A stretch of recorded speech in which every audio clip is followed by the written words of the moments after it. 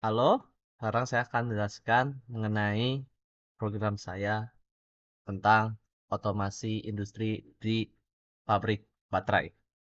Baterai alkaline double A. Nah, atau terserah mau ukurannya berapa. Yang penting ini adalah simulasi di labnya. Jadi pertama kita akan ada eh, koneksi, yaitu koneksi dari tiap portal dengan HMI. Dan selanjutnya juga ada koneksi dari tiap portal ke sistem Node-RED UI. Jadi kita bisa melihat dashboard di Node-RED untuk mengontrol dan melihat data-data yang ada di otomasi industri pabrik baterai. Pertama ada programnya dulu, saya akan menjelaskan programnya secara singkat karena terlalu panjang akan kesulitan.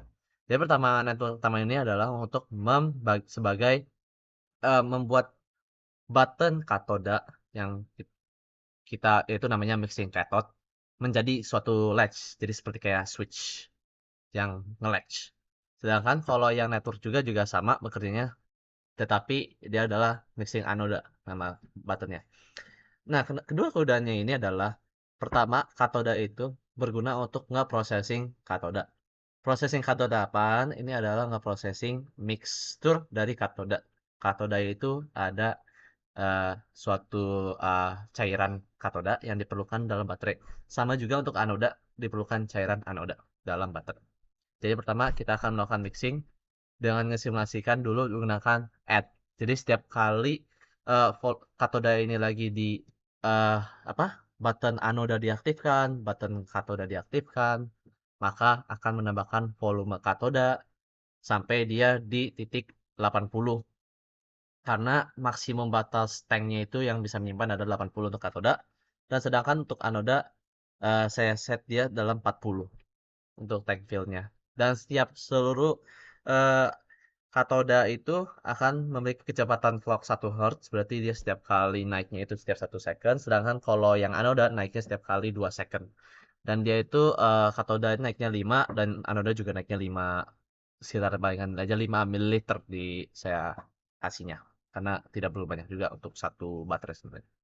Oke, selanjutnya ada menunjukkan bahwa adanya available tank juga kalau misalnya katoda tank itu ada atau tidak. Kalau kalau ada, maka proses untuk nanti assembly akan bekerja. Lalu kalau anoda juga bisa sama. Dan kalau kita anoda tanknya ada isinya, maka masih bisa dipakai untuk di assembly. Nah, saat ada di assembly, ada namanya start button. Start buttonnya akan memulaikan namanya begin assembly. Jadi kita akan mulaikan assembly. Dan tetapi assembly ini akan mulai ketika katoda tank dan anoda tanknya tersedia. Kalau nggak ada, ya nggak bisa karena tentu dong. Tidak boleh. Volumenya harus ada. Oke, selanjutnya pas sudah bikin sistem assembly, akan ada nyalanya conveyor.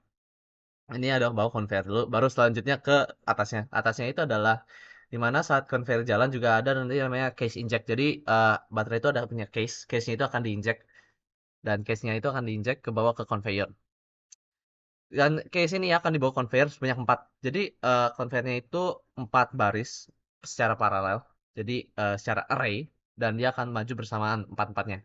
Dan juga ini akan ada namanya sensor aktivasi. Ketika pas conveyor jalan selama 2 detik, jadi kayak sebenarnya bayangin kalau misalnya ada sensor aktif selama 2 detik. Nah, 2 detik baru aktif. Nah, dia deteksi sesuatu nih. Deteksi sesuatu, maka hal yang pertama yang kita lakukan prosesnya adalah nge eh, ngurangin katoda volume katoda karena tentu katodanya akan cairan katoda akan dipakai untuk baterainya. Nah, baterainya ini akan perlu setiap satu baterai itu akan perlu 5 ml. Makanya di bawahnya itu kita set dalam counternya ini 4. Maka yang akan diisi cairan katodanya itu sebanyak 4.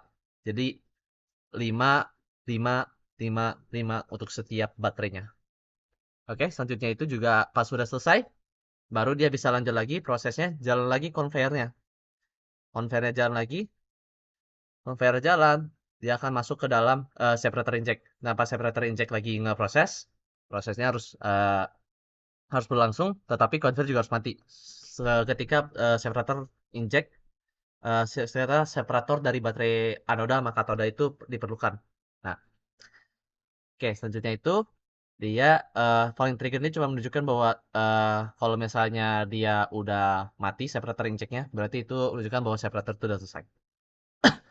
Kan setelah separator sudah selesai, maka akan dibawa lagi ke 2 second misalnya conveyor bawa lagi dia ke 2 second baterai 44-nya dan dia akan masuk ke dalam namanya anode pole inject di mana baterai itu memiliki suatu pole untuk anoda. Anodanya kayak bentuk kayak apa ya? Kayak paku. Nah, itu dalam baterai ada kayak bentuk baku tapi kayak agak satunya bukan paku sih. Pakunya nggak ada kayak lancip tapi tumpul dan itu datar nggak tajam dan selanjutnya itu kalau misalnya anode itu udah diproses anode itu injek polnya diinjek dan sama juga seperti yang sama kayak tadi separator injek ketika dia udah selesai prosesnya maka udah mati dong anode pole injeknya maka pas itu juga anode pole injeknya sudah selesai maka menggunakan falling trigger. Selanjutnya ini ada juga selanjutnya lagi ada sensor anoda ketika ngedeteksi suatu adanya sensor anoda yang dimana ketika ada ketika konver berjalan itu 4 dan 4 baterai. Nah, selanjutnya ini akan proses nge-inject mixture dari anoda atau nggak cairan dari anoda ya. Jadi anodanya ini yang diperlukan dalam baterai biasanya sekitaran 2,5 ml.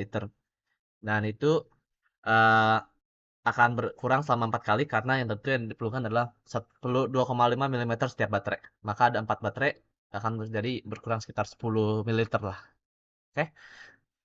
Lalu saja terakhir setelah dia melakukan mixing katoda ini segala macam, habis itu udah anoda processing dan juga udah ngasih apa masukin anoda katoda, habis itu dengan proses separatornya juga dengan pol katodanya. Akhirnya adalah penutup dari baterainya adalah juga sebagai juga pol untuk si katoda yaitu namanya rivet. Bentuknya kalian biasa kalian lihat kan yang kayak ada sedikit kayak pentilan lah di dalam baterainya. Nah, itu namanya rivet inject. Nah, rivet inject itu ada perlunya namanya pas sudah dia lagi inject, dia akan inject selama 1 detik. Nah, 1 detik baru sudah selesai, baru dibilangnya batch done. Pas sudah batch done, masuk ke packaging ready. Nah, pas berarti kan udah selesai. Pas sudah selesai masuk ke ininya, maka kita akan melakukan ke namanya processing packaging. Berarti packaging ready itu dengan menggunakan button juga. Misalnya button udah nyala, maka packaging bisa mulai mulai ngelakuin packaging 4 baterai. 4 baterai ini akan mulai packaging selama 1 detik dan dia akan kasih case apa namanya? Boxnya. Boxnya udah dapat 4 baterai satu dalam satu box, harus langsung masukin ke dalam box yang lebih gede lagi yang nanti akan kirimin ke buat dijual. Nah, itu selama itu programnya dulu. Lanjutnya, kita masuk ke dalam processing. Kita akan nunjukin contoh screen-nya, yaitu HMI-nya. Oke, saya akan buka HMI-nya, dan ini saya nunjukin screen pertamanya. Saya akan demonstrasikan secara langsung. Ini schematic WCC-nya. Untuk HMI-nya dulu, saya akan nunjukin, dan setelah itu saya akan nunjukin OPC UA atau Node-RED dashboard ya. Untuk pertama ini WinCC ini misalnya lagi missing control panel, saya bisa aktifkan misalnya dengan pencet on, maka katodanya akan mixing. Bisa dengan bersamaan juga, jadi nggak perlu khawatir jika misalnya kalau katoda nggak bisa lagi mixing, anoda nggak bisa mixing karena ada dua motor di sini. Ini akan nggak simulasiin, nggak processing kayak nggak nunjukin bahwa prosesnya lagi berlangsung, lagi mixing selama sampai dia tanknya penuh, baru dia berhenti. Nah, pas tanknya udah penuh, kita baru bisa masuk ke dalam assembly control panel. Kita masuknya ke screen selanjutnya itu adalah assembling. Assembling ini kita akan mulai dengan proses ada control panelnya, mulai assemblingnya, lalu ngereset misalnya program ada yang rusak, dan juga ada semua di dalam screen itu juga ada universal button saya mau bilang. Karena ini penting untuk setiap kalau misalnya ada suatu bahaya, jadi suatu hal yang rusak, maka harus emergency harus ada untuk memberhentikan semua program. Lalu selanjutnya ini akan ada nunjukin suatu 4 lampu dan ini hanya simple saja untuk conveyor, sensor, sistem dan juga bahwa nunjukin bahwa sudah selesai progresnya. Dan sebelahnya ini juga ngelakuin nunjukin adalah piston yang sebagai untuk menginject case, nge-inject separator, nge-inject anoda pole-nya, habis itu nge-inject rivetnya juga.